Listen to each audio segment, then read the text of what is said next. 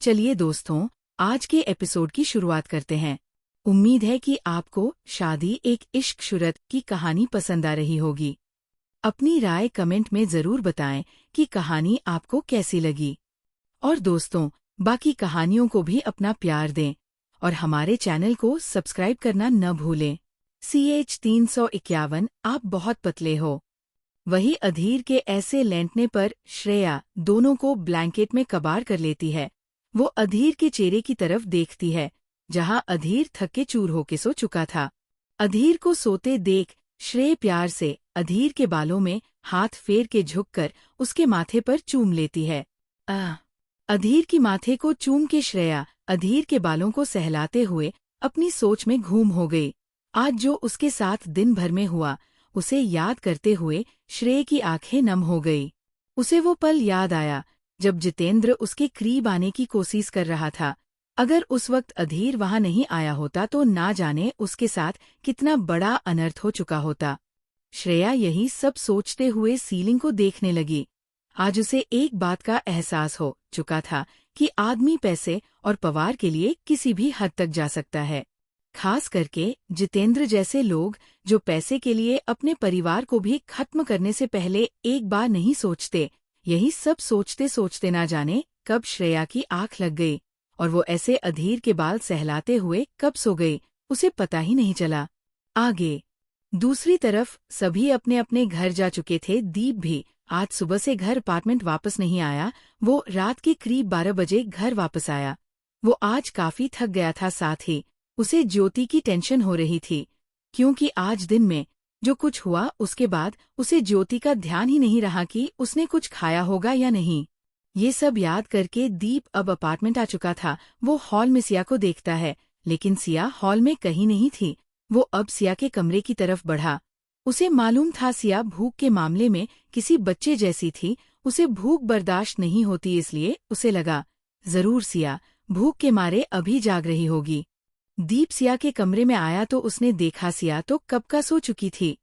सिया को ऐसे भूखी सोते देख दीप की बोहें आपस में मिल गई। फिर कुछ पल उसे देखने के बाद उसने सोच, पहले वो सिया के लिए कुछ बना देता है, फिर उसे जगा देगा। इतना सोच के दीप किचन में गया। दीप जैसे ही किचन में गया, उसकी किचन में एक अलग सी महक आई। उस महक को स्मेल करते हुए दीप अपनी आंखें बंद कर लेता है। उस महक से उसे किसी की याद आई और वो जल्दी से अपनी आंखें खोल के स्लेव के पास गया और वहां रखे पॉट के ढक्कन को हटा के देता है। उसमें आलू मटर की सब्जी देख दीप कंफ्यूज हो गया। वो सोचने लगा, ये वहला ये किसने बनाई होगी। उसे देखने के बाद वो पास रखे दूसरे पॉट का ढक्कन हटा के देखता है, जिसमें 2 रोटी रखी थी। उस खाने को देख दीप को समझ नहीं आया, जब सिया को खाना बनाना नहीं आता तो ये खाना आया कहाँ से। दीप अभी ये सोच ही रहा था कि अचानक उसके हाथ से पॉट का ढक्कन नीचे गिर गया। ढक्कन गिरने को गिरते देख दीप उसे उठा के वापस स्लेब पर रख देता है और अपनी कमर पर हाथ रख के उस खाने को देखने लगा।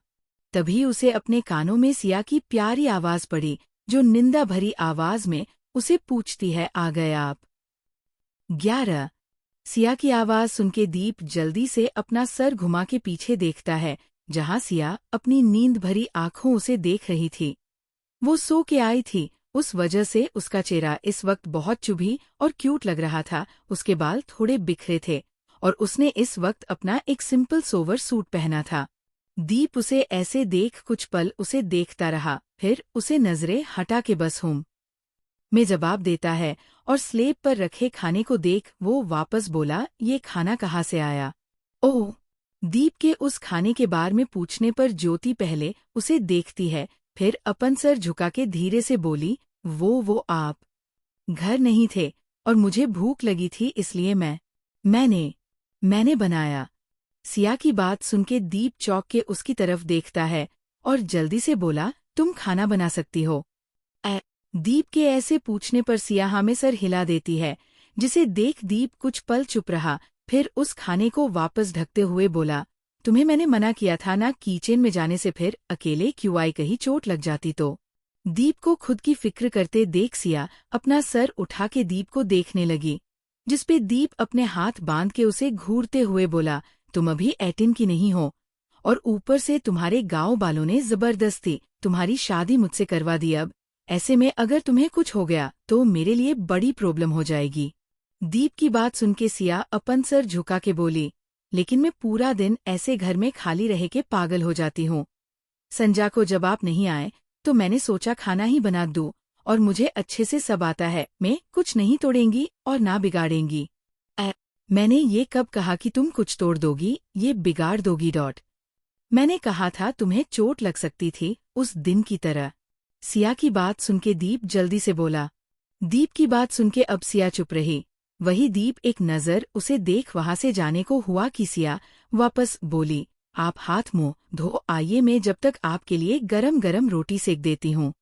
सिया की बात सुन के दीप उसे माना करता है कि वो खुद के लिए बना लेगा, लेकिन सिया उसकी नहीं मानती और फ्रिज में गुद के रखे आटे को बाहर निकाल के उसे जाने को बोली है। दीप भी अब अपने कमरे में चला गया। थोड़ी देर में दीप फ्रेश होके कपड़े बदल के डाइनिंग टेबल पर आके बैठ गया। वही दीप को आया देख सिया जल्दी से खाने की प्लेट लगा के उसके सामने हाजिर हो गई। सिया को अपने पास आया देख दीप अपना सर उठा के उसकी तरफ देखता है तो एक बार फिर दीप सिया की खूबसूरती में खो गया। बालों का जुड़ा बनाए माथे पर लगा आटा चुन्नी को उसने एक तरफ डाल के कमर पर बांध लिया था। हाथों में खाने की प्लेट लिए मासूम सी सिया बहुत खूबसूरत लग रही थी। दीप जो सिया को देखने में घूम था, सिया उस पे ध्यान दिए बगैर उसके सामने प्लेट रख देती है और थोड़ा दूर हट के खड़ी जो गई।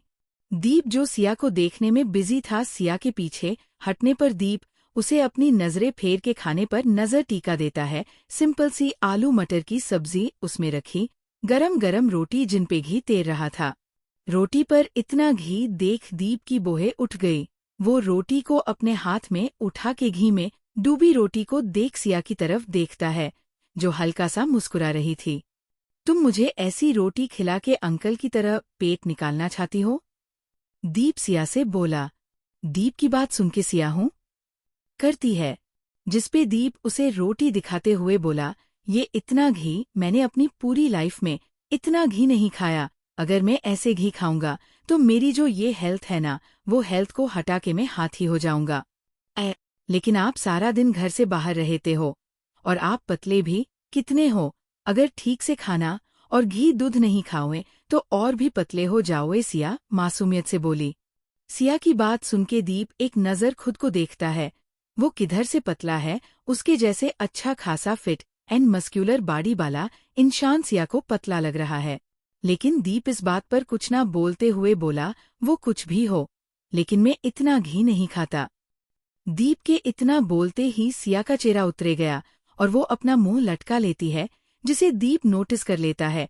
वही सिया अब अपना चेहरा उतार के आगे बढ़ी और उसके सामने से प्लेट उठाते हुए बोली, ठीक है, मैं आपके लिए दूसरी थाली लेकर आती हूँ। इतना बोले कि सिया जैसे ही दीप के सामने से प्लेट उठाने को हुई, दीप एकदम से उसका हाथ पकड़ लेता है। दीप के अचानक हाथ पकड़ने पर सिया उसे देखने लगी, जिसपे दीप जल्दी से अपना हाथ उसके हाथ से हटा के बोला, कोई बात नहीं, अब तुम जब ले आई हो तो मैं खा लेता हूँ।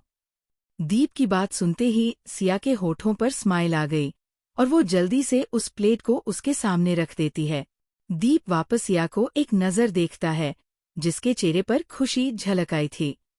सिया के चेहरे पर खुशी देख ना जाने क्यों, लेकिन दीप के होठों पर छोटी सी स्माइल आ गई और वो अपने सामने प्लेट को करके अब खाना खाने लगा। दीप जैसे ही पहला बाइट खाता है, उसकी अन्य ही नज़र सिया पर चली गई, जो उसके पास खड़ी उसका रिएक्शन देखना चाहती रही कि खाना कैसा बना है। दीप एक नज़र उसे देख वापस अपना खाना खाते हुए बोला, नाइस, अच्छा खान बना लेती है। दीप के मुंह अपने खाने की तारीफ सुन के सिया खुशी से झूम गई। उसने नहीं सोचा था कि दीप उसके खाने की तारीफ भी करेगा। सिया अब खुश होके बोली, सच्ची आपको मेरा बनाया खाना पसंद आया? सिया के ऐसे खुश होके पूछने पर दीप खाना खाते हुए हाँ में सर हिला देता है, जिसे देख सिया खुश होके किचन में उसके लिए और रोटी लेने चली है। दीप जो डाइनिंग टेबल पर बैठा अपना खाना खा रहा था, वो अपनी नज़र जैसे ही किचन की तरफ घुमाता है तो मानो उसकी नज़र किचन में अटक गई। सिया उसके लिए गरम गरम रोटी बना रही थी। वो किचन में खड़ी किसी हाउसवाइफ की तरह खाना बना रही थी। सिया जिसे तरह खाना बना रही थी, उसे देखकर कोई ये नहीं कह सकता था कि सिया अभी 18 की होगी। सिया रोटी बनाते हुए बार बार अपने चेहरे पर रहे बालों को अपने हाथ की मदद से साइड कर रही थी, लेकिन उसके बाल उसे बार बार परेशान करने के लिए उसके चेहरे पर आ रहे थे। दीप का ध्यान अब खाना खाने पर कम और सिया को देखने पर ज्यादा था। सिया को ऐसे अपनी किचन में खाना बनाते देख दीप के होठों पर स्माइल गई, क्योंकि उसने भी कभी सोचा था कि जब उसकी शादी होगी वो लेट नाइट ऑफिस से वापस आया करेगा तो उसकी बीबी उसके लिए ऐसे ही उसके लिए खाना गरम करके उसे खिलाया करेगी। हाल की दीप यहाँ खुद के हाथों से खा रहा था, लेकिन सपनों में वो अपनी बीबी के हाथ से खाना खा रहा था। दीप सिया को देख एक गहरी सांस छोड़ के अब अपने खाने पर ध्यान देने लगा। तब तक सिया उसके लिए और रोटी ले आए। पहले दीप उसे माना करता है कि वो सिर्फ 4 ही रोटी खाता है, लेकिन सिया उसकी एक नहीं सुनती और उसे 4 रोटी और रख देती है।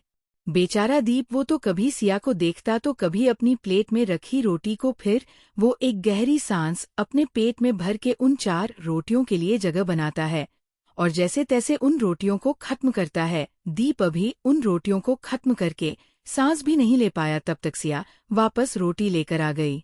सिया को वापस रोटी लाया देख दीप जल्दी से अपनी प्लेट अपने हाथों में उठा के अपने सर से ऊपर उठा के बोला, बस अब अगर एक रोटी और खाई तो मेरा पेट फट जाएगा। दीप के ऐसे माना करने पर सिया फिर से बेचारी शकल बना लेती है। सिया को वापस बेचारी शकल बनाते देख दीप उसे आंख दिखा के बोला, अब बार बार ये पपी फेस बनाने बंद करो। इस बार मैं एक भी रोटी नहीं लेने वाला, पहले ही तुम्हारी वजह से 8 रोटी खाई है मैंने।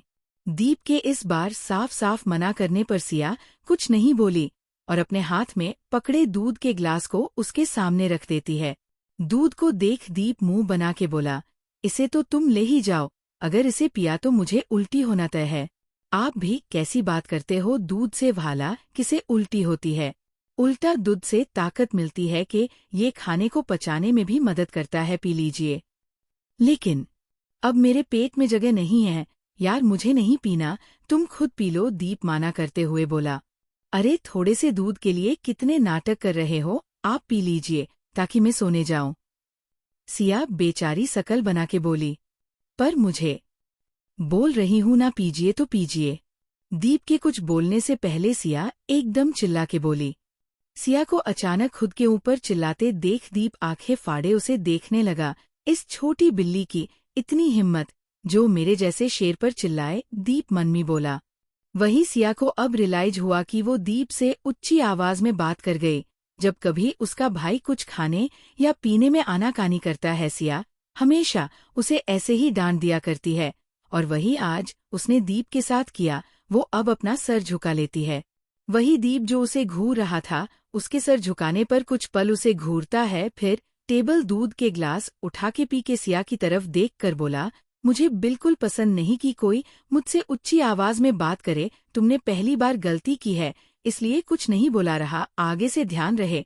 इतना बोले के दीप अपने कमरे में चला गया और उसके जाने के बाद सिया राहत की सांस लेकर किचन का सारा काम निपटा के अपने कमरे में चली गई।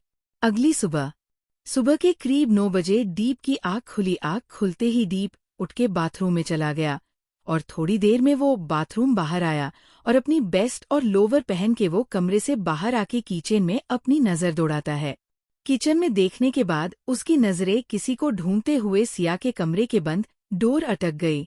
ये आज अभी तक सो रही है, तबीयत तो ठीक है इसकी, इतना सोच के दीप सिया के कमरे में बाहर आके पहले नॉक करता है, लेकिन अंदर से कोई जवाब न मिलने पर वो कमरे के अंदर आया और आते ही उसकी आंखें छोटी हो गई। CH 352 इनका ही महीना चल रहा है। वही दीप जो उसे घूर रहा था, उसके सर झुकाने पर कुछ पल उसे घूरता है, फिर टेबल दूध के ग्लास उठा के पी के सिया की तरफ देख कर बोला, मुझे बिल्कुल पसंद नहीं कि कोई मुझसे ऊंची आवाज में बात करे। तुमने पहली बात गलती की है, इसलिए कुछ नहीं बोला रहा, आगे से ध्यान रहे। इतना बोले के दीप अपने कमरे में चला गया और उसके जाने के बाद सिया राहत की सांस लेकर किचन का सारा काम निपटा के अपने कमरे में चली गई। अगली सुबह सुबह के करीब 9 बजे दीप की आँख खुली। आँख खुलते ही दीप उठ के बाथरूम में चला गया और थोड़ी देर में वो बाथरूम बाहर आया और अपनी बेस्ट और लोवर पहन के वो कमरे से बाहर आके किचन में अपनी नज़र दौड़ाता है।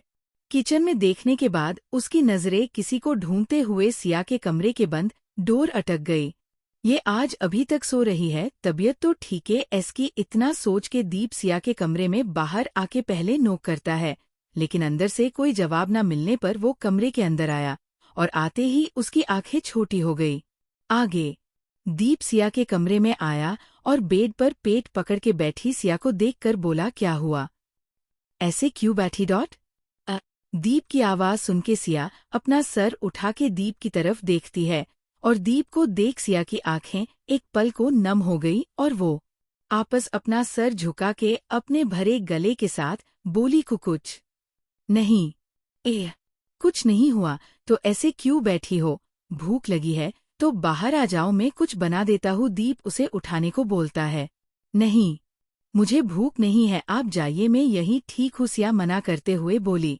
सिया की बात सुन के और उसे अपनी तरफ ना देखता पाके दीप को अजीब लगा। वो गौर से सिया को देखता है तो सिया दर्द के एक्सप्रेशन अपने चेहरे पर लेकर अपना सर झुका के बैठी थी।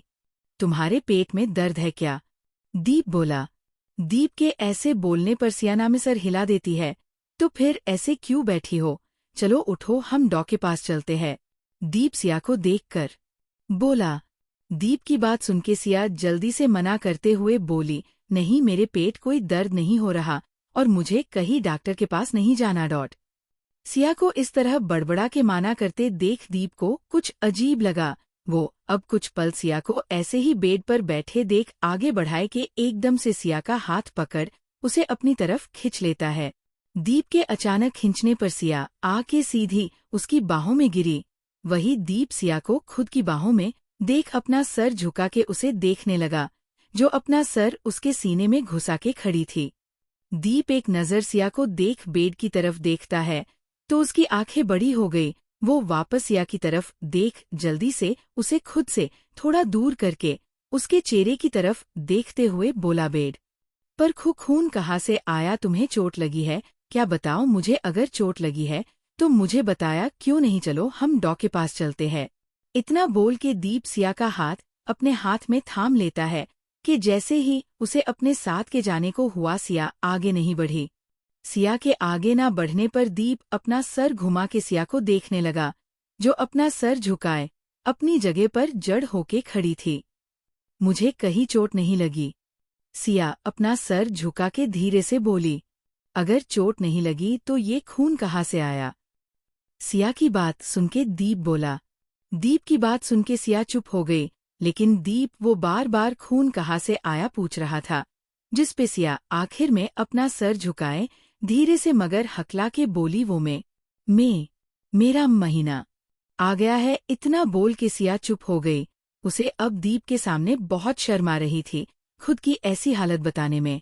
वही दीप सिया की बात समझने की कोशिश करने लगा। महीने डॉट इतना सोचते हुए दीप अपने दिमाग के घोड़े दोतता है। वो एक नज़र बेड को देख फिर सिया की तरफ देखता है, जो अपना सर झुकाए खड़ी थी। ज्योति को देख दीप को याद आया कि उन दोनों को साथ में एक महीना हो चुका था। इतना सोच के दीप सिया की तरफ देख धीरे से बोला, महीना? यू मीन तुम्हारा पीरियड आया है क्या? दीप की बात सुन के सिया धीरे से अपना सर हाँ में हिला देती है। सिया के हाँ करते ही दीप जल्दी से उसका हाथ छोड़ के अपना सार इधर इशारे घुमाते हुए धीरे से बोला, सो सॉरी, वो मुझे लगा तुम्हें चोट, सॉरी मैं जाता हूँ। इतना बोल के दीप कमरे के बाहर जाने लगा कि सिया उसे पीछे से आवाज देते हुए बोली, सुनिए। सिया के सुनिए बोलते ही दीप अपनी जगह पर रुक गया और उसके पेट में मानो तितलियां उड़ने लगी। सिया जब भी दीप को इतने प्यार से सुनिए बुलाती, दीप को बड़ी अच्छी फाइलिंग आती थी, लेकिन दीप फिलहाल बिना सर घुमाए में जवाब देता है। वो क्या? मुझे एक आप कुछ बेकार कपड़े दे सकते हो? सिया बोली। सिया की बात सुन के दीप को अजीब लगा। वो अपन सर घुमा के सिया की तरफ देखता है और उस कंफ्यूज्ड होके बोल, कपड़े डॉट लेकिन मैं अभी थोड़े दिनों पहले ही तो तुझे कितने कपड़े दिला के लाया था, वो कहा है? नहीं, मुझे वैसे कपड़े नहीं चाहिए, मुझे बेकार आपके बिना काम के कपड़े चाहिए। सिया जल्दी से मना करते हुए बोली। लेकिन वो क्यों? दीप बोला। वो आपको बताया तो मेरा महीना। सिया इतना बोल के चुप हो गई। हाँ तो पीरियड में तुम्हें कपड़े। इतना बोल के दीप एकदम से चुप होके सिया की तरफ देखकर बोला, बेट तुम ऐसे में गंदे कपड़े यूज करती हो। दीप के ऐसे पूछने पर सिया अपना सर झुका लेती है और सिया के सर झुकाने पर दीप उसे घूर के बोला, सीरियसली तुम ऐसी कंडीशन में गंदे कपड़े यूज करती हो? पागल हो, पता भी है वो तुम्हारे और तुम्हारे बॉडी के लिए कितना डेंजरस है, तुम्हें उसे वर्जना इन्फेक्शन हो सकता है। दीप को अचानक अपने ऊपर गुस्सा करते देख सिया जल्दी से अपना सर झुका के बोली, हाँ माँ, हमारे गांव में सब वही इस्तेमाल करती है। गांव की करती है तो क्या तुम भी करोगी? वो अगर कुएं में गिरेंगी तो क्या तुम भी गिर जाओगी? सिया की बात खत्म होते ही दीप वापस गुस्से में बोला। दीप की बात सुनके इस बार सिया अपना सर झुका लेती है सिया को अब चुप देख दीप खुद को शांत करके बोला, तुम थोड़ी देर इंतजार करो, मैं आता हूँ।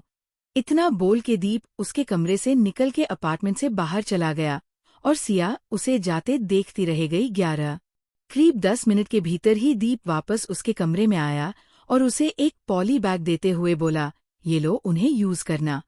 दीप के हाथ पॉली बैग लेकर सिया उसमें झांक के देखती है जिसमें काफी सारे सैनिटरी पैड थे। ये क्या है? सिया दीप से पूछती है। सिया को सैनिटरी पैड के बारे में पूछने पर दीप तो चौंक के उनकी तरफ देखने लगा। फिर कुछ सोच के वो खुद में हाँ में सर हिला के सिया से बोला, ये सैनिटरी पैड है, इन्हें पीरियड में यूज किया जाता है, जिसकी वजह से वर्जाना इन्फेक्शन से बचा जा सकते। दीप की बात सुनके सिया कुछ पल दीप को देखती है, फिर से अपन सर झुका लेती है, जिसे देख दीप एक गहरी सांस भर के बोला, अब क्या हुआ? वो मुझे इसके बारे में कुछ नहीं पता, इसे कैसे इस्तेमाल करते हैं? सिया अपना सर झुका के धीरे से बोली। दीप अपनी सांस छोड़ते हुए आगे बढ़ा के उसके हाथ में पकड़े पॉली बैग से पैड का एक पैकेट निकाला और उसे खोल के एक सैनिटरी पैड निकाल के उसे कैसे यूज करते हैं बताने लगा। दीप उसे बताने के बाद ठीक है बोला है, लेकिन सिया अपने चेहरे पर अब भी ढेर सारी कंफ्यूज ना लेकर उसके हाथ में पकड़े पैड को देख रही थी। दीप समझ गया उसकी कई सारी बातें सिया के सर के ऊपर से निकल गई। अब वो उसे कैसे बताए कि उसे कैसे यूज किया जाता है? यही सब सोचते हुए दीप मुंह बनाते हुए कुछ सोचने लगा। वही सिया उसकी तरफ देखने लगी। थोड़ी देर कुछ सोचने के बाद दीप उसे उस दिन के शॉपिंग बैग्स के बारे में पूछता है, जिसपे सिया उसे कबर्ड की इशारा करती है। दीप उसके कहे मुताबिक कबर्ड के पास जाके उन शॉपिंग बैग्स में कुछ ढूंढ के अपने हाथ में लाया और रूम में पड़े काउच पर बैठे के सिया को अपने पास बुलाता है। सिया भी धीरे से चल के उसके पास जाकर खड़ी हो गई और दीप अपने हाथ में लाए उसके अंडर गारमेंट को अपनी लेप पर एडजस्ट करके जैसे ही रखता है, सिया की आंखें बड़ी हो गई और वो शर्म के मारे जल्दी से अपना हाथ आगे बढ़ा के उसकी लेप से अपनी अंडर गारमेंट को उठाते हुए हकला के बोली, ये आप क्या कर रहे हो? इसे पाप लगता है। सिया की बात सुनके दीप उसकी तरफ अजीब नजरों से देखने लगा। ये किसने कहा इन्हें चुने पर पाप लगता है? दीप बोला, अम्मा ने एक बार गलती से जब छोटू ने हमारे कपड़ों को छू लिया था, अम्मा ने उसे और मुझे बहुत डांटा, कहा आदमी को इन सब को नहीं चुना चाहिए वरना पति को पाप लगता है। सिया की बात सुनके दीप अपनी आंखें चढ़ाते हुए और अपना हाथ आगे बढ़ा के उसके हाथों से वापस उनके गारमेंट लेते हुए बोला, सटअप। अगर इन्हें छूने से किसी पति को पाप लगता तो फिर उसे अपनी बीबी के साथ सोने भी नहीं चाहिए, उसे तो और भी ज्यादा पाप लगेगा नहीं। दीप की इतनी स्ट्रेट फॉरवर्ड बात सुनके सिया चुप हो गई और दीप वापस उसके गारनेट को अपनी लेप पर एडजस्ट करके सैनिटरी पैड को ओपन करके उसे यूज करना बताता है कि इसे कैसे खोला जाता है और कैसे स्टेप किया जाता है और किधर से सीधा और किधर उल्टा है। ये सब बताने के बाद दीप उसे उसका गारनेट देते हुए बोला, जाके फुर्श हो जाओ, मैं जब तक कुछ खाने को बना देता हूँ। दीप की बात सुनके सिया बस हाँ में सर हिला देता है। दीप उठ के जैसे ही बाहर जाने को हुआ, सिया एक बार फिर उसे आवाज देती है, सुनिए। सिया की आवाज सुनके दीप रुक गया और अपना सर घुमा के उसे देखने लगा। आप बुरा ना माने तो एक बात पूछूं डॉट? सिया बोली। सिया की बात सुन के दीप अब उसकी तरफ घूम गया और हूँ में जवाब देते हुए उसकी तरफ देखने लगा। आप को इन सब की चीजों के बारे में इतनी जानकारी है, क्या आपको भी महीना आता है? सिया मासूमियत से दीप की तरफ देखे कर बोली। वही सिया का सवाल सुन के दीप को तो अचानक खांसी आ गई और वो अजीब नजरों से सिया को देख चौंक के बोला, वाट, तुम्हारा दिमाग तो ठिकाने पर है क्या, बोले जा रही हो? दीप को अपने ऊपर गुस्सा करते देख सिया अपना सर झुका लेती है और फिर बोली, माफ कीजिए, मुझे लगता है मैंने कुछ गलत पूछ लिया। गलत पूछ लिया? तुम बोल ही गलत गई। अगर मुझे इसकी जानकारी है तो इसका ये मतलब थोड़ी है कि मुझे भी। इतना बोलते बोलते दीप चुप हो गया, फिर बिना उसे कुछ कहे कमरे से चला गया। दीप के जाने के बाद सिया डोर की तरफ देखकर खुद बोली, लगता है मैंने गलत टाइम पर पूछ लिया, लगता है इनका भी महीना चल रहा है, जभी तो ऐसे गुस्से में घूम रहे हैं। इतना सोचते हुए अब सिया अपने कपड़े लेकर बाथरूम में चली गई। वही दीप बाहर आते हुए सिया की बात याद करके खुद से बातें करने में बिजी था। सीरियसली, कोई इतना बेवकूफ कैसे हो सकता है? अगर मुझे पीरियड की नॉलेज है तो क्या मैं भी कुछ भी यार कहाँ फंस गया हूँ? कैसे कटेगी मेरी जिंदगी इस छोटी से बच्ची के साथ, जिसे हर एक चीज बच्चे की तरह समझनी पड़ती है? क्या होगा मेरा? इतना बोलते हुए दीप बेचारी शकल बना लेता है। थोड़ी देर बेचारी शकल बना के अचानक उसके होठों पर स्माइल आ गई और खुद से बोला, कुछ भी हो लेकिन क्यूट और मासूम बहुत है। आजकल की चालाक तेज करार लड़कियों में से तो नहीं है। इतना सोच के दीप के दिमाग में सिया का सवाल आया और कि उसके भी पीरियड आते हैं। ये सोच के अब दीप खुद को मुस्कुराने से नहीं रोक पाया, वाकई सिया बहुत भोली थी। दीप अभी सिया के बारे में सोच सोच के मुस्कुरा ही रहा था कि सिया अपने कमरे से बाहर आई। सिया के कमरे का डोर ओपन होते देख दीप उधर देखने लगा और जैसे ही सिया बाहर आई दीप तो जैसे बस उसमें खो गया। बेबी पिंक कलर का सूट पहने सिया, बालों की पौनी टेल, मांग में सिंदूर, गले में मंगलसूत्र, हाथों में कांच की चूड़ियां, कानों में छोटे छोटे गोल्ड की बूंदें। सिया डेली अपने इस एकदम सिंपल लुक से दीप का दिल धड़का देती। दीप सिया को देख रहा था लेकिन आज सिया बहुत अजीब ढंग से चल रही थी। उसे देख दीप अपना चेहरा फेर के मुस्कुराया दिया और वापस अपने काम पर ध्यान देते हुए बोला, क्या हुआ, कुछ प्रॉब्लम है, ऐसे क्यों चल रही हो? दीप के टोकने पर सिया सीधी के चलने गई तो दीप उसे डाइनिंग टेबल पर बैठने को बोलता है। दीप की बात मान के सिया डाइनिंग टेबल पर बैठ गई। तब तक दीप एक प्लेट उसके सामने रख देता है। दीप ने आज सूजी का हलवा बनाया था, जिसे देखते ही सिया के होठों पर स्माइल आ गई। सूजी का हलवा? सिया खुश होके बोली। सिया को खुश होते देख दीप उसकी स्माइल में खोते हुए खुद को मुस्कुराने से रोक नहीं पाया और उसे पूछता है, तुम्हें पसंद है? बहुत, जब अम्मा बनाती थी तो सबसे पहले मुझे देती थी। सिया खुश होके बोली। सिया की बात सुन के दीप मुस्कुराया दिया कि अचानक सिया का चेहरा उतर गया और उसकी आंखों में हल्की नमी उतर आई। दीप जो सिया के पास खड़ा था सिया की आंखों में नमी देख बोला, क्या हुआ, अचानक तुम्हारी आंखों में आंसू क्यों गए, कोई प्रॉब्लम? डॉट दीप के पूछने पर सियाना में सर हिला के धीरे बोली, अम्मा बापू छोटू की बहुत याद आ रही है। इतना बोलते हुए सिया की आंख से एक आंसू लुढ़क गया। सिया के अचानक रोते देख पता नहीं क्यों लेकिन दीप को बिल्कुल अच्छा नहीं लगा। वो जल्दी से उसके आंसू साफ करके बोला है, रिलैक्स, इसमें रोने वाली कौन सी बात है, जब मुझे टाइम मिलेगा मैं तुम्हें तुम्हारे अम्मा बापू और छोटू से मिलवा लाऊंगा। दीप प्यार से बोला। दीप के ऐसे बोलने पर सिया अपना सर उठा के दीप की तरफ देखकर किसी बच्ची की तरह सच्ची बोलती है तो दीप हमेशा हिला देता है।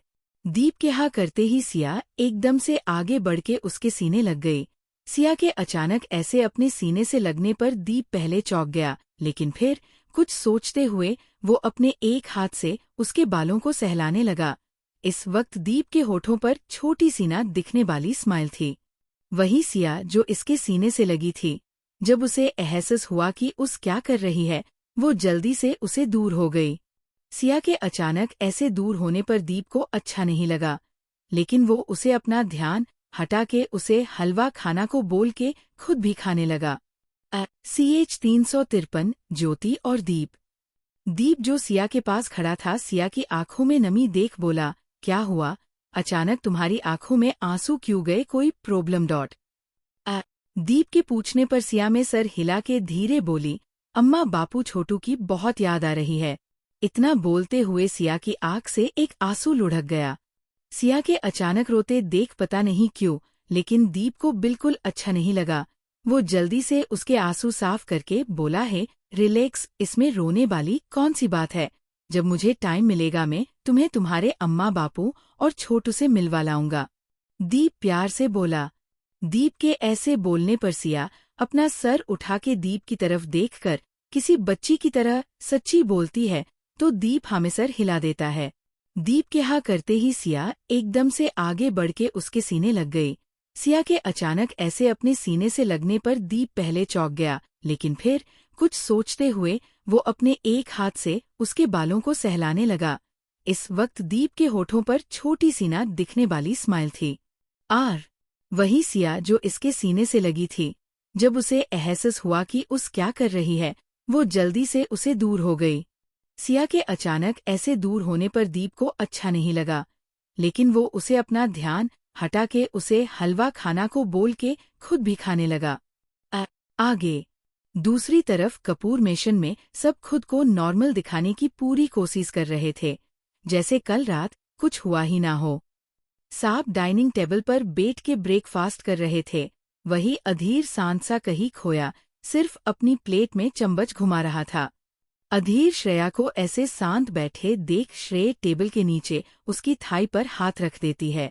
श्रेया के अचानक हाथ रखने पर अधीर उसकी तरफ देखने लगा, जिसपे श्रेया अपनी आंखें झपका के सब ठीक का इशारा करती है। श्रेया को इस तरह खुद को सपोर्ट करते देख अधीर हल्के से मुस्कुरा दिया और अपना ब्रेकफास्ट करने लगा। थोड़ी देर में ब्रेकफास्ट के बाद अधीर अपने स्टडी रूम में चला गया। आज उसका कहीं जाने का मन नहीं था, इसलिए वो घर से ही अपने ऑफिस के काम करने वाला था। अधीर को ऐसे चुप चुप देख दादी की आंखें नम हो रही थी। आखिर अधीर ने अपने मॉम डैड के कातिल के साथ अपने दादू और छोटी माँ की मौत के बारे में पता चल गया, जिसकी वजह से वो मेंटली बहुत कमजोर हो चुका था। इसके अलग बालिया हाउस में एक तरफ ध्रुव की हालत जानवी ने खराब कर रही थी, इसके उल्टा ज्योति अब अंश से काफी ज्यादा परेशान हो चुकी थी। अंश ने कल रात से आज सुबह से 3 बार उसके साथ फिजिकल हो चुका था, लेकिन मजाल है वो अब भी मान जाए। वो किसी न किसी बहाने से उसे कमरे में बुला रहा था, लेकिन ज्योति अब अपनी हालत थोड़ी खराब करवानी थी, इसलिए वो कमरे में जा ही नहीं रही थी। वही अंश ज्योति को कभी फाइल के बहाने बुलाने की कोशिश तो कभी अपना वॉलेट ढूंढने के, लेकिन ज्योति थी अब वो कमरे में जाने को तैयार नहीं थी। जब काफी बार बुलाने पर ज्योति कमरे में नहीं आई तो अंश इस बार खुद चल के किचन में आ गया। अंश जब किचन में आया तो ज्योति और जानवी दोनों किचन में कुछ काम कर रही थी। काम ज्योति कर रही थी, जानवी तो स्लेब पर उसके पास बैठी बैठी आम का अचार खाते हुए ज्योति के मजे ले रही थी, क्योंकि अंश के प्यार के निशान ज्योति की गर्दन पर साफ साफ बने थे, जिन्हें देख जानवी उसे सुबह छेड़ रही थी। ज्योति और जानवी अभी दोनों आपस में लगी थी कि जानवी की नजर अचानक किचन के डोर पर पड़ी, जहां अंश खड़ा था। अरे अंश, तुम यहाँ कुछ काम था क्या? जानवी अंश को देखकर बोली। जानवी के पूछने पर अंश अपने चेहरे पर लंबी सी स्माइल बिखेरे हुए उस दोनों के पास आकर जानवी के हाथ में पकड़े डब्बे से खुद भी एक आम का अचार लेकर बोला, काम तो है भाभी, वो भी आपकी देवरानी से, लेकिन ये है कि मेरी सुन्नति ही नहीं कब से बुला रहा हूँ, मेरा वॉलेट नहीं मिल रहा। एक ये है पति बेचारा परेशान घूम रहा है, लेकिन मुझे अपना काम करने से मतलब है। अंश एक सांस में ज्योति की तरफ देखकर बोला। अंश की बात सुन के ज्योति उसे एक नजर घूर के देखती है, फिर आलू छीलते हुए बोली, हाँ तो मुझे आपके अलावा भी घर में काम है, और कितनी बार बता चुकी हूँ, आपका वॉलेट ड्रेसिंग के नीचे वाली ड्रॉवर में है, लेकिन मुझे मिल नहीं रहा, तभी तो तुम्हें बुला रहा था। अंश बोला।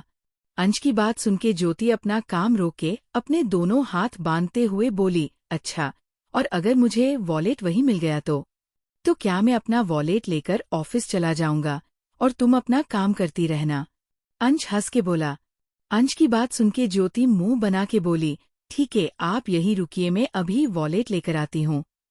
मैं भी साथ चलता ही ढूंढने में आसानी होगी। अंश बोला, नहीं, आपकी कोई जरूरत नहीं है, मैं खुद ढूंढ लाऊंगी, आप बस यहीं रुकिए। इतना बोलते हुए ज्योति किचन से बाहर निकल गई और अंश का मुंह बना गया। उन दोनों में खुद को और ध्रुव को देख जानवी हंस दी। जब शुरू में दोनों एक दूसरे के करीब आए थे, ध्रुव उसे कितना परेशान किया करता था और वो उसे बचने के लिए कितने बहाने बनाती थी। इतना सोचते हुए जानवी मुस्कुराने लगी, जिसे देख उसके पास खड़ा अंश उसके कंधे से कंधा मारते हुए बोला, क्या बात है भाभी, क्यों अकेले अकेले मुस्कुरा रही हो? आप भाई के बारे में सोच रही हो ना आप? अंश के ऐसे करने पर जानवी उसके कंधे पर मारते हुए बोली, हाँ तो मेरे पति हैं ही ऐसे जिनके बारे में याद करके स्माइल अपने आप आ जाती है। जानवी के ऐसे बोलने पर अंश हंस दिया और जानवी उसके साथ हंस दी। वैसे मेरे पास तुम्हारी शिकायत आई है कि तुम मेरी देवरानी को बहुत परेशान कर रहे हो, जानवी बोली। जानवी की बात सुनके अंश नॉर्मली बोला, मैंने नहीं, पहले उसे मुझे परेशान किया था, उसके बाद मैंने किया। झूठे कही के ज्योति इस तरह की लड़की नहीं है कि वो तुम्हें परेशान कर सके, जानवी बोली। जानवी की बात सुनके अंश हंस दिया और हंसते हुए बोला, भाभी आप उसकी शकल पर मत जाना, पहले में भी यही सोचता है, लेकिन उसका वो दूसरा रूप देखकर मैं खुद शॉक हो गया था। दोनों अभी आपस में हंसी मजाक कर ही रहे थे कि जब तक ज्योति अंश का वॉलेट ले आई। लीजिए। ज्योति अंश को उसके वॉलेट देते हुए बोली। अंश ज्योति के हाथ से वॉलेट लेकर मुस्कुराया और आगे बढ़ के ज्योति के होठों पर जानवी के सामने लाइट किस करके बोला, बाय, शाम को जल्दी आऊंगा। बाय भाभी, शाम को आते वक्त आपके लिए मोमोज लेकर आऊंगा। अंश की बात सुनके जानवी खुश होके बाय बोली है। वही ज्योति वो तो जैसे जड़ हो चुकी थी अंश की इस हरकत पर। अंश ने उसे किस किया, वो भी जानवी के सामने, ये सोच के उसका चेहरा लाल पड़ने लगा। हूँ। ज्योति अभी अपनी ही सोच में घूम थी कि अचानक जानवी के खांसने की आवाज उसके कानों में पड़ी। जानवी की आवाज सुनके ज्योति अपना शर्म से लाल पड़ते चेहरे को उठा के जानवी की तरफ देखती है, जो अपने होठों पर शरारत भरी स्माइल लिए उसे ही देख रही थी। लगता है ये तुम्हें कुछ ज्यादा ही परेशान करता होगा रात को, नहीं? इतना बोल के जानवी हंसने लगी और उसकी बात सुनके ज्योति बेचारी शकल बना लेती है। वही ज्योति की शकल बनते देख जानवी वापस हंस दी। दूसरी तरफ दीप के अपार्टमेंट में दीप सिया के साथ ब्रेकफास्ट करके डाइनिंग टेबल साफ करके कमरे में चला गया और करीब 1 घंटे बाद दीप एक white shirt with black pant पहने कमरे से बाहर आए तो उसने देखा सिया अपने पेट को पकड़ के सोफे पर बैठी है। दीप सिया को देख किचन में गया और उसमें से चॉकलेट और आइसक्रीम लाके सिया के सामने रख देता है। दीप के अचानक अपने सामने इतना सारा सामने रखने पर सिया उसे देखने लगी, जिसपे दीप उसे हॉट बेक देते हुए बोला, इसे अपनी कमर के पीछे रख लो, दर्द कम होगा, और ये कुछ चॉकलेट और आइसक्रीम है, खाओगी तो अच्छा लगेगा। दीप की बात सुनके सिया एक पल को दीप के चेहरे में खो गई, क्योंकि ये दीप उस दीप से बिल्कुल अलग था जो उसे उसके गांव में मिला था, जो एकदम गुस्से बेल के जैसे उस पे छुटता रहता। लेकिन जैसे जैसे दीप के साथ उसका टाइम निकल रहा था वो इतना समझ गई थी दीप दिल का बुरा नहीं है, लेकिन उसके गांव में हालत ही कुछ ऐसे बन गए थे कि उसका नाराज होना, गुस्सा होना लाजिमी था। दीप की बात सुनके अब सिया हाँ में सर हिला देती है और दीप अब उसे वही बैठा छोड़ के घर के बाहर चला गया। दीप के जाने के बाद सिया दीप के कहे मुताबिक अपनी पीठ के पीछे उस हॉट बेक को एक लेती है और सामने रखे इतने सारे सामान को देख उसके मुंह में पानी आ गया और वो अपने सामने रखे चॉकलेट आइसक्रीम को खाने लगी। ये 3 दिन दीप ने सिया को किसी बच्चे की तरह ट्रीट किया था। वो डेली ऑफिस वापस आते वक्त उसके लिए कुछ खाने को लाता, जिसे देख सिया के मुंह में पानी आ जाता। वही सिया को बच्चे जैसी हड़कते देख दीप कभी कभी यही सोचता था कि उसने शादी नहीं की बल्कि एक बच्चे को गोद लिया है। दीप के साथ सिया के पीरियड आराम से निकल गए, वरना जब उसके गांव में उसके पीरियड आते तो उसे काफी प्रॉब्लम होती। भले दोनों आपस में ज्यादा बातें नहीं करते थे, लेकिन एक दूसरे को ध्यान पूरा रखते थे। सिया अपने पीरियड से फ्री हो चुकी थी और वो आज सुबह सुबह किचन में खड़ी होके ब्रेकफास्ट बना रही। थोड़ी देर में दीप भी तैयार होके कमरे के बाहर आया। वैसे ही उसकी नाक में खाने की बहुत टेस्टी स्माइल आई। उसे स्मेल करके दीप के होठों पर छोटी सी स्माइल आ गई। वो जाके डाइनिंग टेबल पर बैठ गया। सिया ने जब देखा दीप आ चुका है, वो एक प्लेट लेकर बाहर आई और दीप के सामने इस प्लेट को रख देती है। दीप प्लेट में रखे आलू के पराठे को देख और पास में एक बड़ी कटोरी में दही देख सिया को देखने लगा, जो स्माइल करते हुए उसे देख रही थी। सिया को स्माइल करते देख दीप अपने होठों को थोड़ा सा उठा देता और वापस सामने रखी प्लेट को देख अपना हाथ आगे बढ़ा के वो उस प्लेट में रखे पराठे गिनने लगा। 1, 2, 3, 4, 5, 6, 7। अपने सामने 7 पराठे और एक बड़ी कटोरी दही देख दीप मन में बोला, अब समझ आ रहा है शादी के बाद आदमी इतनी जल्दी मोटे कैसे हो जाते हैं। खाइए, न खा के बताई कैसे बनाए हैं आलू के पराठे। सिया दीप को देखकर बोली। सिया की बात सुन के दीप अपने दोनों हाथ टेबल पर रख टेबल पर अपनी उंगलियों को टेप करते हुए बोला, पहले तुम एक काम करो, इसमें से 5 पराठे हटा दो। मैं सुबह सुबह इतना हेवी नहीं खा सकता, और हाँ, ये दही भी कम कर दो। इतना बोले कि दीप सिया की तरफ देखता है, जिसके चेहरे पर 12 बज चुके थे। उसकी शकल पर 12 बजते देख दीप मुंह बना के बोला, प्लीज यार, हर बार पेन ट्रिक यूज मत किया करो। 7 पराठे तुम्हें लगता है मैं खा लूंगा? नो वे, हटाओ इन्हें, मुझे सिर्फ 2 चाहिए। दीप इतना बोल के अपना सार उसे फेर लेता है, लेकिन जब थोड़ी देर तक सिया ने कोई हरकत नहीं की, दीप वापस अपना सर घुमा के उसकी तरफ देखता है, जिसकी आंखों में अब नमी उतर आई थी। अरे यार, सिया की आंखों में आंसू देख दीप छिड़के बोला, इसमें रोने वाली कौन सी बात है? मैंने कितनी मेहनत से आपके लिए ये बनाए, लेकिन आप इन्हें खाने से इनकार करोगे तो रो ना तो क्या करूं? सिया उसे शिकायत करते हुए बोली, तो मैंने खाने से कब मना किया? मैंने कहा मैं सिर्फ 2 खाऊंगा, बाकी तुम खा लेना। दीप बोला, लेकिन मैं तो सब आपके लिए बनाए थे। सिया वापस बोली। सिया की बात सुनके दीप वापस मुंह खोलने को हुआ कि उसने सिया को देखा, जो किसी भी वक्त तो देगी। ये देख दीप उसे अपने हाथों से इशारा करके रोने से रोक के बोला, खा रहा हूँ, रोने की जरूरत नहीं है। इतना बोल के दीप अपने सामने रखे पराठे खाने लगा। वही सिया दीप को खाते देख खुश हो गई। आप खाइए, मैं तब तक के लेकर आती हूँ। इतना बोल के सिया वापस किचन की तरफ बढ़ी कि दीप अचानक से उसका हाथ पकड़ के अपनी तरफ खिंच लेता है, और दीप के अचानक ऐसे खींचने की वजह से सिया झटके के साथ उसके सीने पर जा गिरी। सिया के दोनों हाथ दीप के सीने पर टिक गई। वही दीप उसका हाथ पकड़ के बैठा था। सिया जल्दी से अपना सर उठा के दीप की तरफ देखती है, तो एक पल को दोनों के होठ बेहद करीब आ गए, क्योंकि दीप भी उस वक्त सिया को अपना सर झुका के देख रहा था। दीप और सिया एक दूसरे के होठों इतने करीब थे कि दोनों की एक दूसरे की गर्म सांसें अपने होठों पर महसूस हो रही थी। ये महसूस करते हुए दोनों कुछ पल एक दूसरे को देखते हैं। दीप का दिल तो अचानक ना जाने क्यों तेजी से धड़कने लगा। यही हाल कुछ सिया का था। दोनों अभी एक दूसरे को देख रहे थे कि दीप सिया के मासूम चेहरे में खोते हुए कोई हरकत कर पाता, उसे पहले ही अचानक दीप का फोन बजने लगा, जिसकी आवाज सुनके दीप और सिया का ध्यान एक दूसरे से टूटा और दोनों जल्दी से अपना चेहरा दूसरी तरफ फेर लेते हैं। वही सिया अब जल्दी से सीधी खड़ी होके दीप से थोड़ी दूर खड़ी हो है। वही दीप अपना सर इधर उधर करते हुए धीरे से बोला, मुझे और नहीं चाहिए, तुम अपने लिए के आओ, साथ में ब्रेकफास्ट करते हैं। इतना बोल के दीप एक नजर सिया को देखता है। वही सिया अपना सर हाँ में हिला के जल्दी से किचन में चली गई। वो अपनी तेज होती धड़काओं को अपने सीने पर हाथ रख के काबू करती है और खुद को थोड़ा शांत करके अपने लिए दूसरी प्लेट में पराठे लेकर डाइनिंग टेबल पर आके बैठ गई। CH 354 तू इसे उठा के लाया है।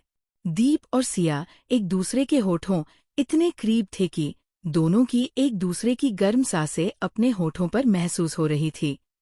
ये महसूस करते हुए दोनों कुछ पल एक दूसरे को देखते हैं। दीप का दिल तो अचानक ना जाने क्यों तेजी से धड़कने लगा। यही हाल कुछ सिया का था। दोनों अभी एक दूसरे को देख रहे थे। सभी दीप सिया के मासूम चेहरे में खोते हुए कोई हरकत कर पाता, उसे पहले ही अचानक दीप का फोन बजने लगा, जिसकी आवाज सुन के दीप और सिया का ध्यान एक दूसरे से टूटा और दोनों जल्दी से अपना चेहरा दूसरी तरफ फेर लेते हैं। वही सिया अब जल्दी से सीधी खड़ी होके दीप से थोड़ी दूर खड़ी हो है। वही दीप अपना सर इधर उधर करते हुए धीरे से बोला, मुझे और नहीं चाहिए, तुम अपने लिए के आओ साथ में ब्रेकफास्ट करते हैं। इतना बोल के दीप एक नजर सिया को देखता है। वही सिया अपना सर हाँ में हिला के जल्दी से किचन में चली गई। वो अपनी तेज होती धड़काओं को अपने सीने पर हाथ रख के काबू करती है और खुद को थोड़ा शांत करके अपने लिए दूसरी प्लेट में पराठे लेकर डाइनिंग टेबल पर आके बैठ गई। आगे दीप और सिया अब एक दूसरे की तरफ देखे बगैर अपना अपना ब्रेकफास्ट कर रहे थे। बेचारा दीप वो तो लंबी लंबी सांस खिंच के पेट में जगह बना के अपने पराठे खत्म कर रहा था और उन्हें खाते हुए मन में सोच रहा था कि अब उसे फिर से जिम चालू कर देनी चाहिए, वरना ये सिया उसे हाथी बनाने में कोई कसर नहीं छोड़ने वाली। थोड़ी देर में ब्रेकफास्ट करने के बाद सिया टेबल से सारे बर्तन उठा के किचन में रख देती है और बाहर आके दीप को देखने लगी, जो शूज पहन रहा था। दीप शूज पहन के सिया को देखकर बोला, डोर अंदर लॉक कर लेना। दीप की बात सुन के सिया हाँ में सर हिला देती है और दीप अपना ऑफिस बैग लेकर डोर ओपन करता है और डोर ओपन करते ही दीप की आंखें बड़ी हो गई और वो एकदम से बोल तू। वही डोर पर खड़ा अंश जो डोर वेल बजाने ही वाला था, तब तक दीप ने डोर ओपन कर दिया और उसे देख के एकदम से चिल्ला के बोला। दीप के अचानक ऐसे चिल्लाना पर अंश छिड़ के बोला, नहीं मेरा भूत साले फोन लगा रहा हूँ, फोन क्यों नहीं उठा रहा। अंश घर के अंदर आते हुए बोला। अंश को घर के अंदर आते देख दीप जल्दी से उसे गेट पर ही रोकते हुए बोला, वो मैं थोड़ा काम में बिजी था। अब तू अंदर कहाँ जा रहा है? चलना, मैं ऑफिस जा रहा हूँ। तो अंदर जाके क्या करेगा? दीप के अचानक ऐसे खुद को रोकने पर अंश को थोड़ा अजीब लगा। वो उसे शक भरी नजरों से ऊपर से नीचे तक देखकर बोला, क्या हुआ है तुझे? तू इतना डरा डरा क्यों लग रहा है? कोई बात है? नहीं, बिल्कुल नहीं। तू कैसी बात कर रहा है? मैं कहाँ डरा डरा हूँ? वो तो आज ऑफिस के लिए थोड़ा लेट हो गया था, बस इसलिए बोला। दीप अपने दांत दिखा के बोला, हाँ सही कहा तूने, आज ऑफिस के लिए काफी लेट हो गए हैं। चल ऑफिस जाते हुए रास्ते में ही बात कर लूंगा।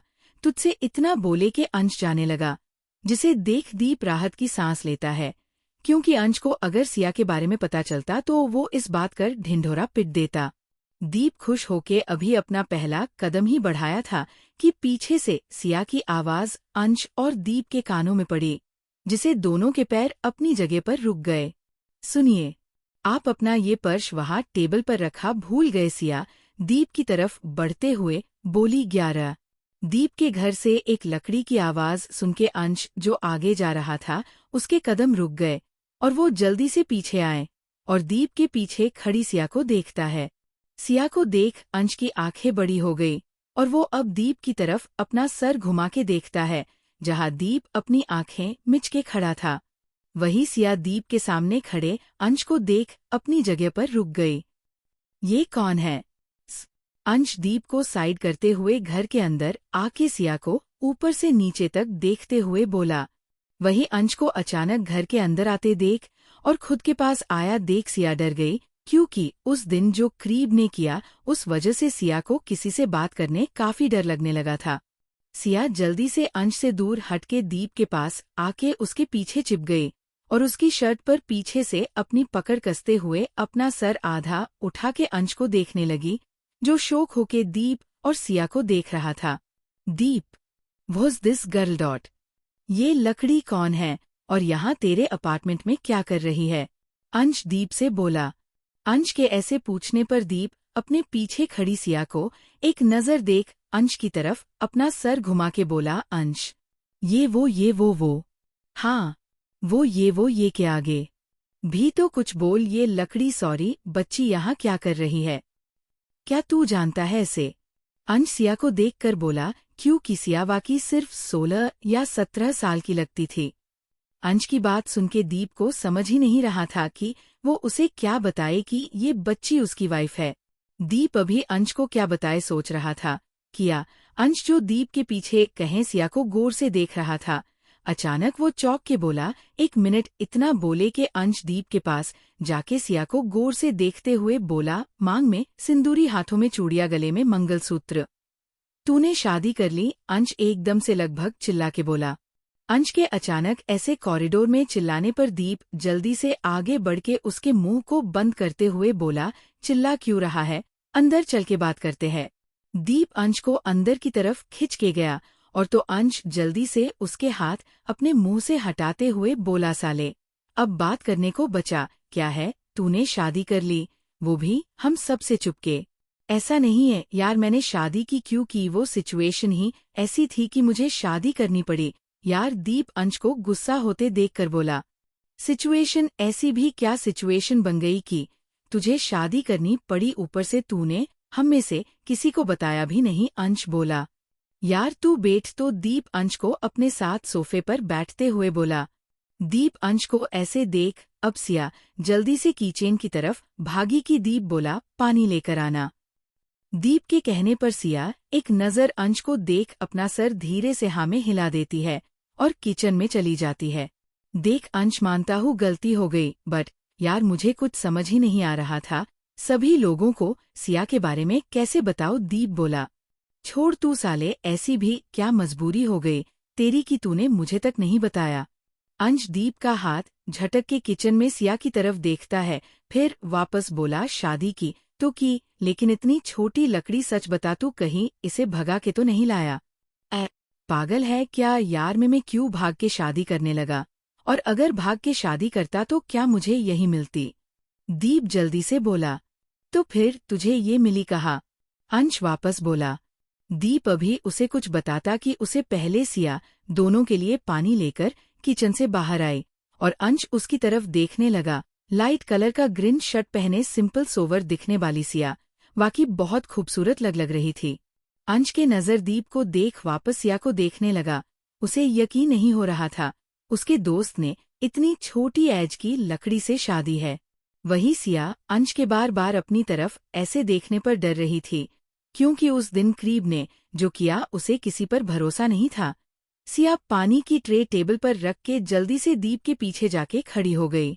सिया को ऐसे देख दीप उसे आंखों से शांत रखने का इशारा करता है और अंश दोनों को देखते हुए पानी का ग्लास उठा के बोला, वो सब ठीक है, वैसे इसका नाम क्या है? अंश के नाम पूछने पर दीप चुप रहा और कुछ सोचने लगा। उसे सिया का नाम ही नहीं मालूम था या वो भूल गया। थोड़ी देर सोचने के बाद दीप सिया की तरफ देखकर नॉर्मली बोला, तुम्हारा नाम क्या है? दीप का इतना बोलना भर था कि अंश जो पानी पी रहा था उसका सारा पानी उसके मुंह से उड़ के दीप के ऊपर आ गया। अंश, ये तूने क्या किया? मेरे सारे कपड़े गंदे कर दिए। खुद के ऊपर पानी गिरते ही दीप छिड़ के बोला, साले तुझे उसका नाम तक नहीं पता और तूने शादी कर ली। देख दीप, सच सच बता, तू इसे कहीं से उठा के तो नहीं लाया है और उस बेचारी को डरा धमका के शादी तो नहीं की? अंश दीप को सक भरी नजरों से देखते हुए बोला, वाट, तू मुझे क्या गुड़ा या लुटेरा समझ रहा है जो मैं किसी भी लड़की को ऐसे उठा के शादी करके उसे अपने घर में बंद कर दूंगा? दीप चौंक के बोला, हाँ। अंश सपाट बोला। अंश का जवाब सुन के दीप उसे घूरने लगा, वही अंश भी उसे घूरने लगा। दोनों अभी एक दूसरे को घूरने में बिजी थी कि सिया जो दीप के पीछे थी वो धीरे से ध्रुव के पीछे छुपे ही बोली, आप इन्हें गलत समझ रहे हो। इन्होंने ना मुझे कहीं उठाया है ना भगाया है और ना ही डरा धमका के शादी है। हाँ, बल्कि इसने मुझे से ऐसे शादी की है। सिया की बात सुन के दीप एकदम से बोला। दीप की बात सुन के सिया अपना सर झुका लेती है। वही अंश दोनों का कंफ्यूज से देखने लगा। दीप अंश के साथ वापस सोफे पर बैठा और उसे उसके साथ बादलीपुर में क्या हुआ, कैसे हुआ, वो सब बताने लगा। वही दीप की बात सुन के सिया अपना सर झुकाए खड़ी थी। उसे बहुत बुरा लग रहा था, क्योंकि दीप जिस तरह अंश को सब बता रहा था उसका गुस्सा साफ साफ झलक रहा था। दीप सारी बात बता के अंश की तरफ देखता है तो अंश सोफे पर पसरते हुए एक नज़र दीप को तो एक नज़र सिया को देखकर बोला, बैठाऊं? तू बोल रहा है गांव वालों ने तेरी शादी जबरदस्ती करवा दी, तू क्या बच्चा था भाग जाता वहां से? मैं भाग जाता तो वो सभी गांव वाले इसे मार देते और मैं नहीं चाहता था कि मेरी वजह से किसी बेगुनाह को सजा मिले। दीप बोला। दीप की बात सुन के अंश के होठों पर स्माइल आ गई और वो दीप के कंधे पर हाथ रखे प्राउड होके बोले, I am proud of you, मेरे शेर, तू एक हंसली मर्द है। क्यों अभी तक क्या तुझे मुझ पे शक था? अंश की बात सुनके दीप एकदम से बोला। वही दीप की बात सुनके अंश हंस दिया और उसके शोल्डर पर पंच मारते हुए बोला, वो तो मुझे जब तक रहेगा जब तक तेरे बच। अंश अभी इतना ही बोल पाया था कि दीप उसका मुंह बंद करते हुए सिया की तरफ देखकर बोला, कुछ खाने को लेकर आओ। दोनों को ऐसे देख सिया वापस अपना सर हामे हिला के खींचने में चली गई, जिसपे अंश जल्दी से अपना मुंह उसे छुड़ाते हुए बोला, क्या है? तू क्या बोलने वाला था? वो सुनती तो कितना और लगता। दीप उसे आंख दिखा के बोला, इसमें और वाली बात कौन सी है यार, आज नहीं तो कल बच्चे तो होंगे, उसमें कहने में क्या हर्ज। अंश बोला, तुझे लगता है मैं कभी इसके करीब जाऊंगा? देखा नहीं तूने, बच्ची है वो, अभी अगर गलती से कभी इसके करीब जाने की सोच भी लिया, मुझसे बड़ा गधा कोई नहीं होगा। दीप मुंह बना के बोला। दीप की बात सुनके अंश एकदम से हंसते हुए बोला, साले कुछ दिन पहले मेरे भी यही हाल थे। मैं ज्योति से हमेशा दूर दूर भागता था, लेकिन जब हम किसी को पसंद करने लगे या प्यार करने लगे तो उसकी एक पल की दूरी मंजूर नहीं होती। मुझे ही देख ले, सुबह से 4 राउंड खेल के आ चुका हूँ। अंश शरारत से हंसते हुए बोला। अंश की बात सुनके दीप उनके पेट पर पंच मारते हुए बोला, साले थोड़ा तो काबू में रहा कर, किसी दिन बेचारी की तबीयत बिगाड़ देगा। दीप की बात सुनके अंश हंसते हुए बोला, एक बार तुझे जब इस लकड़ी से प्यार होगा, फिर मैं तुझसे ये बात पूछूंगा कि उसे थोड़ा दूर रहा कर। कभी नहीं, मुझे कभी उसे प्यार नहीं होगा भाले। वो मेरी पत्नी के हक से इस घर में है, लेकिन वो कभी मेरी पत्नी नहीं बन पाएगी।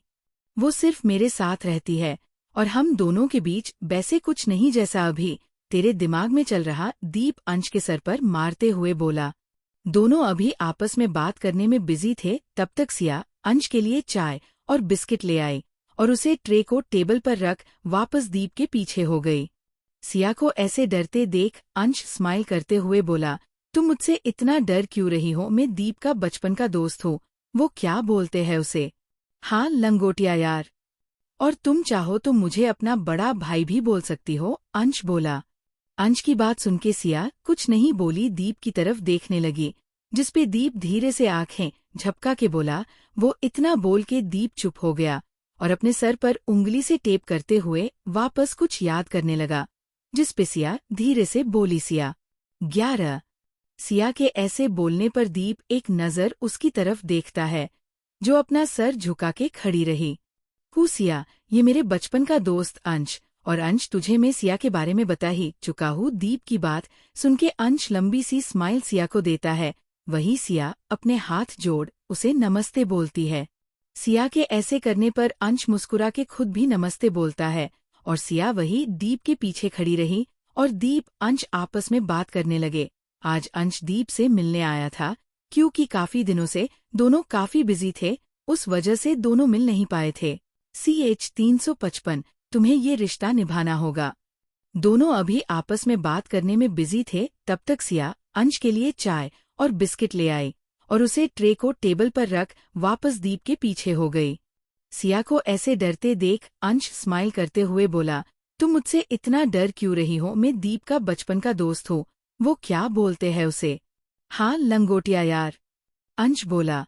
अंश की बात सुनके सिया कुछ नहीं बोली, दीप की तरफ देखने लगी, जिसपे दीप धीरे से आंखें झपका के बोला। वो इतना बोल के दीप चुप हो गया और अपने सर पर उंगली से टेप करते हुए वापस कुछ याद करने लगा, जिसपे सिया धीरे से बोली, सिया।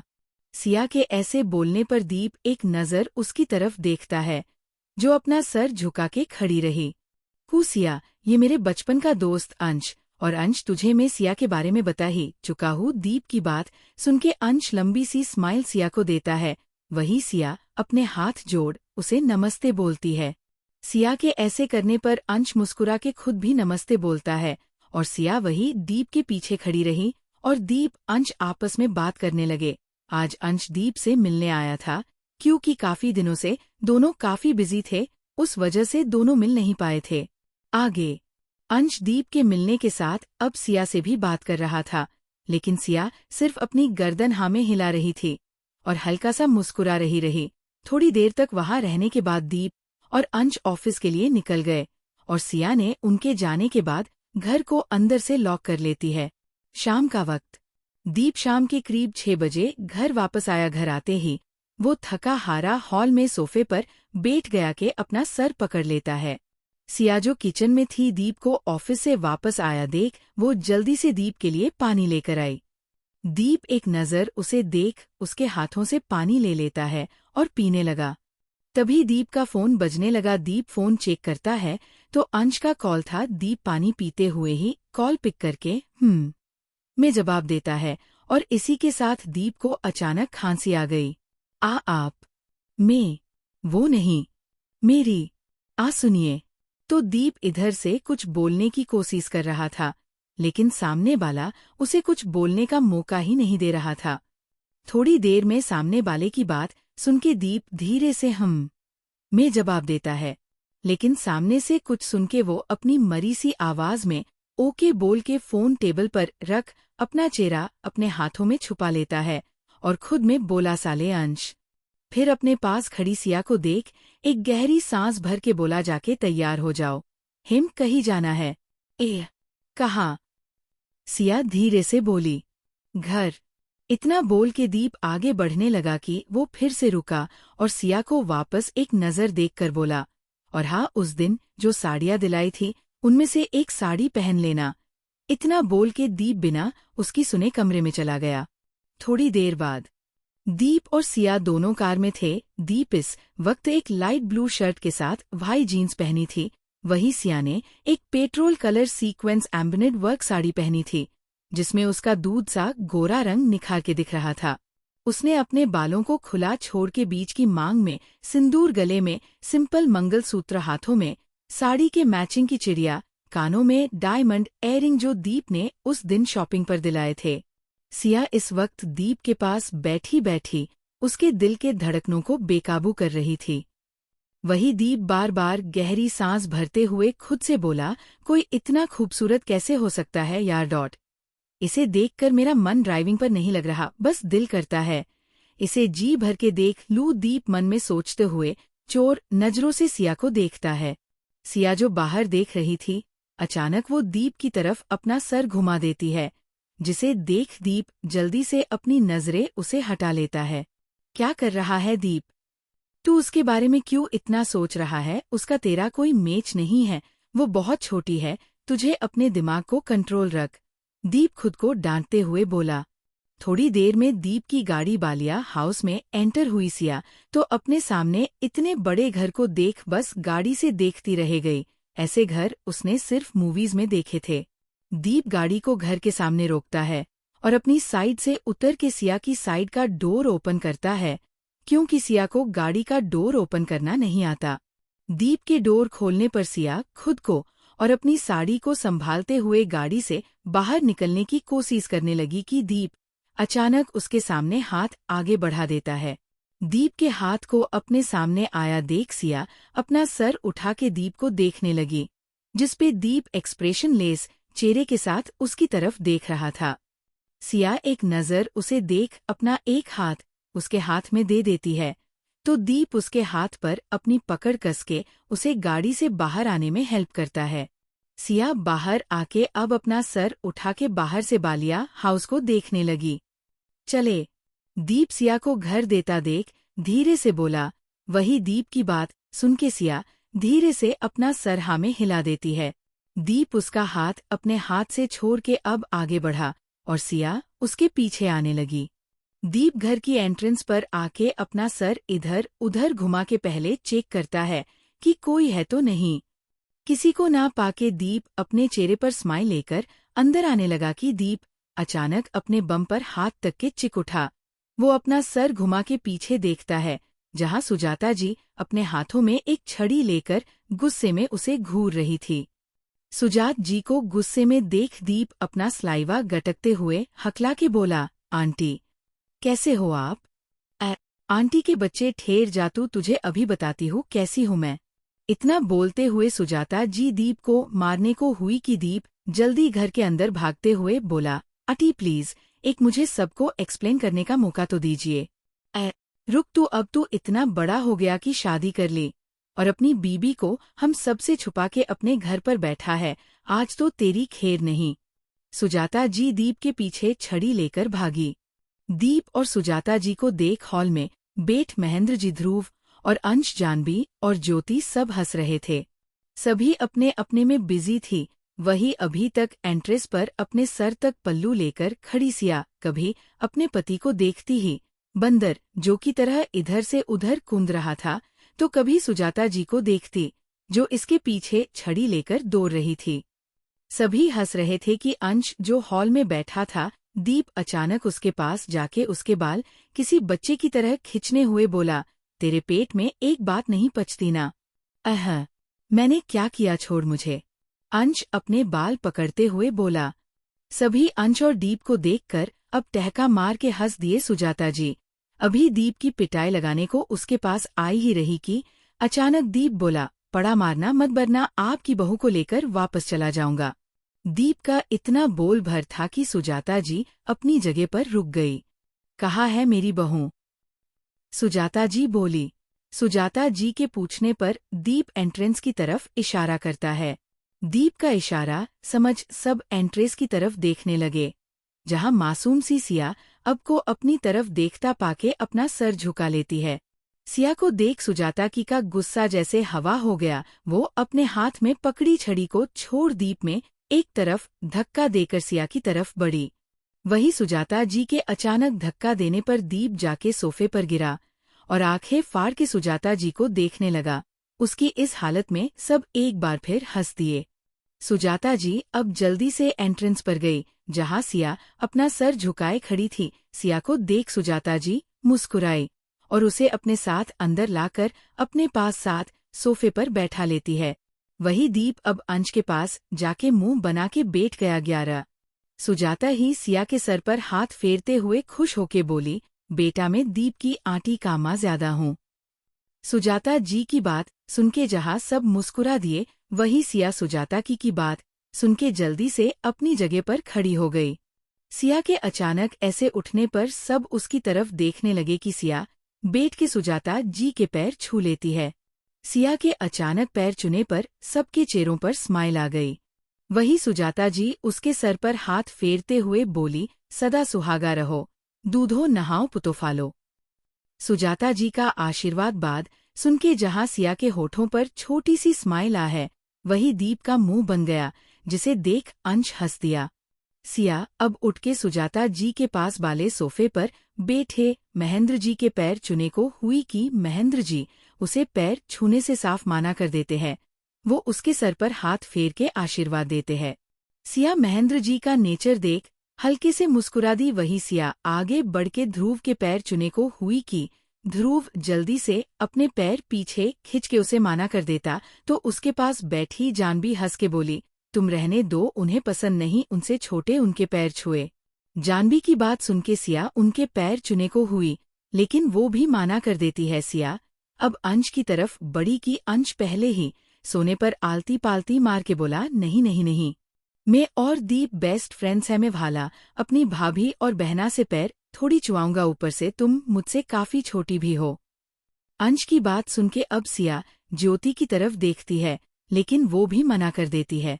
सबके मना करने पार सुजाता जी वापस उसे अपने पास बुला के उसके बारे में पूछने लगी। वो सिया से दीप और उसकी शादी के बारे में पूछती कि दीप और उसने लव मैरिज की है क्या। सुजात जी का सवाल सुनके दीप उन्हों बाद में सब बताएगा बोल के बाद टाल देता है। दीप के ऐसे मना करने पर सुजाता जी मुंह बना के बोली, तुम्हें इस उल्लू के पट्टे में ऐसा क्या अच्छा जो तुमने इसे शादी कर ली।